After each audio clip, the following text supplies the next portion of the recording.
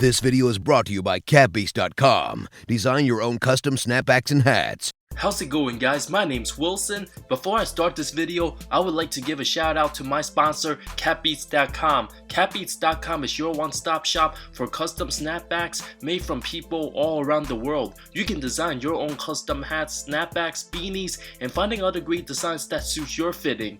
Now on to the video. NBA players, most of whom former lottery picks, resurrected themselves, saving their careers. Some were on the very last break, not only flourishing and providing, they're more than capable performing at a respectable level, looking to be more than just impactful players, get new life-changing contracts, and last throughout the entire decade. There were many doubts regarding some former big-name hyped-up prospects before they entered the draft. After going through some bruises and bumps, they finally paid their dues and proving to the world what they're more than capable of, truly becoming respectable in the league. Starting with Dennis Smith Jr. of the Charlotte Hornets. As bad an offseason for any franchise, a player who was once viewed as a Baron Davis, Russell Westbrook caliber type athlete, 6'2", super high flyer, given a chance, went pretty much the entire summer without a notice before the Hornets picked him up late September, just 3 weeks before the start of the regular season. A non-guaranteed deal, lost a lot of his confidence after being pushed to the side with the better rookie Luka Doncic, the face of Dallas. Smith Jr., part of the Porzingis trade, only for Knicks fans to despise and boo him, still held a grudge when they supported Frank Ntilikina more, a borderline player picked above him, chanted "We want Frank" when Smith struggled throughout the games, and a big market derailed his abilities. New York then traded him to Detroit for D. Rose, lasted 20 games, barely played, only to be signed by the Blazers in the offseason, lasted till February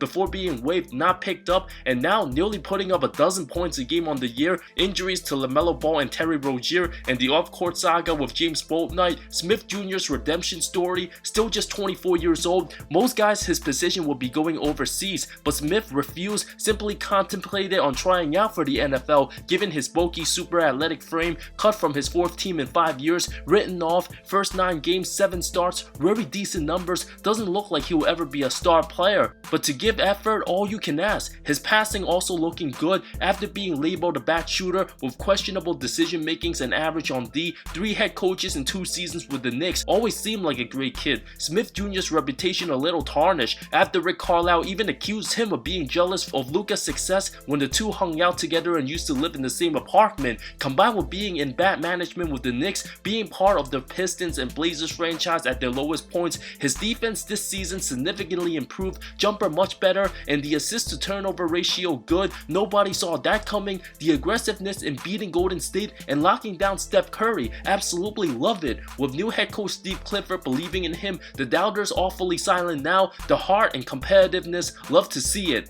Bol Bol, very big name in high school, the son of the late great Manu Bol, at 7'2", 220, projected to be a lottery pick, but injuries in college forced him to drop to 44, actually selected by the Heat. 3 super lackluster seasons with the Nuggets, an awful 2.7 point average in 6 minutes played, questionable work ethic, looked like the second coming of a very poor man's star maker, but first 9 games with Orlando, averages of over 10 and 7, nearly 3 blocks in 21 minutes, looks super sharp. The soon-to-be 23-year-old fitting in comfortably with other big players in Bincaro, Wagner, and Wendell Carter, very active defensively, coast-to-coast running in transition, finishing and hitting threes, one of the league's most premier shot blockers, only making $2.2 million this season. After questions whether he'd be out the league soon, failed his physical, was supposed to be traded to Detroit. With more hunger, Bol more than capable, running out to block many threes in midair. Given his height, nobody expects him to be a star now or average 20 points a game,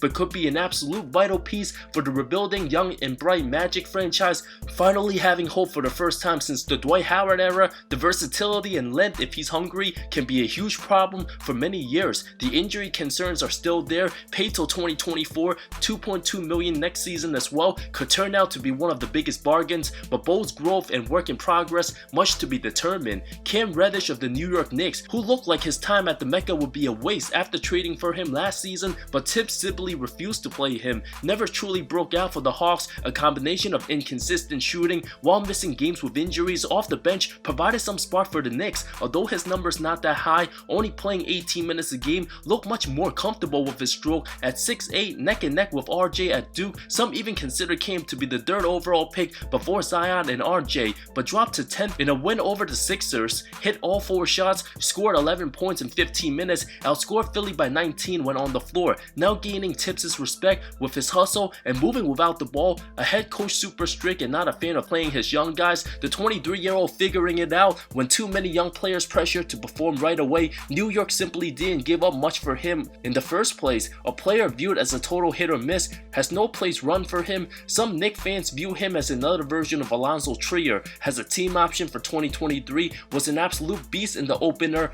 going 9 of 15 versus Memphis, but the inconsistency still remains. Reddish can also truly help the Knicks in a low-risk, high-reward situation looking like it. Zach Collins of the San Antonio Spurs, a name many haven't heard of in years, drafted 10th overall in 2017, soon to be 25 years old, only played 11 games all of the 2020 season, injuries after injuries, missed the entire 2021 campaign, only for San Antonio to give him 3 years, 22, super low-risk, high-reward experiment, 28 games a season ago after recovering from ankle injury, now first 9 games playing winning basketball to start, averages of over 8 points, nearly 5 rebounds in 18 minutes off the bench, 6'11" power forward, hustles and plays with motor, never been the most talented or gifted guy on his teams, absolutely not soft and refused to get bullied, has shown the ability to protect the rim. The best scenario, Collins can turn out to be a Chris Boucher type player with the Raptors, giving the Spurs a top-notch organization in developing their young guys,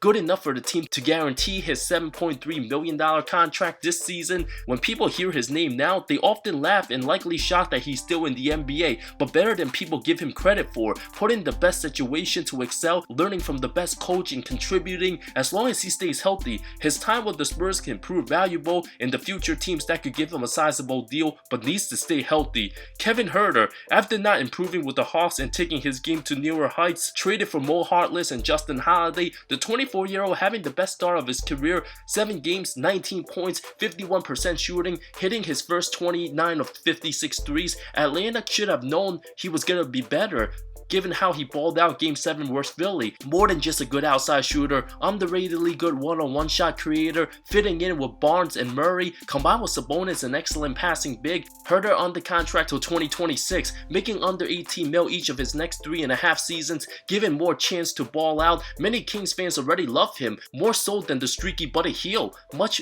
well-rounded and also much improved ball handler and passer, absolutely a vital piece for the team's rebuild and chemistry purposes. If he gets hot in the right time, there is a chance Sacramento can finally end an NBA record for the longest postseason drought. Lauri Markkanen, an absolute sensation, balling out better than ever, the best player on Utah, part of the Mitchell trade, having the least amount of upside as a former Cav compared to Garland, Allen, and Mobley. Lauri legend, putting up over 22 and 9, absolutely unreal, already 2 31-point games, teared up the Lakers with 27 and 13, was great his rookie and second season before regressing with injuries, combined with coaches not liking him. Being on a dysfunctional Bulls team lit everyone up over the summer playing for Finland. That level of confidence carrying to the Jazz, Bulls fans scratching their heads right now, still blaming Gur Pax, the 7-footer star potential written all over him. If the All-Star voting ended in the first 2 weeks of this season, Markkanen's name would be up there. His dribble drive game much better than everybody thought, faster than ever before, much better on D, and the handle solid too. I'd take him over Kristaps Porzingis right now. After only getting 4 years, 80 mil, also moves super well without the ball. The 25-year-old used to be viewed as forgettable and underwhelming in the 2017 draft class, but playing much better than Markelle Fultz and Lonzo Ball at any point of their careers. His greatness caught many of his Jazz teammates off guard. If he continues this pace, other super big name guys like an Anthony Davis or Rudy Gobert, if they're not performing as well in the West, might be left off the All-Star game. Markkanen might be in, but a lot to be desired for now. Thank you so much for watching this video. Which one of these young guys surprising you most? Let me know in the comments below. I love all of you. See you next time.